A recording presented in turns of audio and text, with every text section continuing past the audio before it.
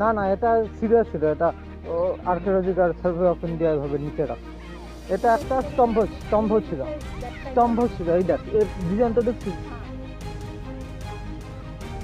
এখানে দেখবি একটা গোপাল ঠাকুরের মতন দেখতে একটা মূর্তিও আছে,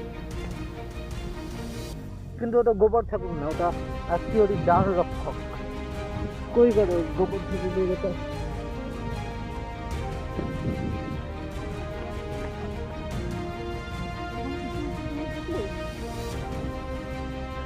না, এটা কিছু রাখা নাই, নর্মাল এটা গ্রানাইট পাথর। আর এখানটাই এই যে পাইছি, এটা দেখতেছিস, দেখতে অনেকটা এটা গোপাল ঠাকুরের মতন, কিন্তু এটা অ্যাকচুয়ালি গোপাল ঠাকুর না, এটা ছিল এক দরজা, আর এই দ্বার রক্ষক। হ্যাঁ আমি দেখছিলাম, দেখা ব্ল্যাক কালারের এই যে এরকম এরকম যায়, এরকম এরকম না। এটা পার বংশ সেন বংশের সময়কার, ভাবে রাখ কত পুরানো। এই ছাগলটাও পালবংশ বংশের সময়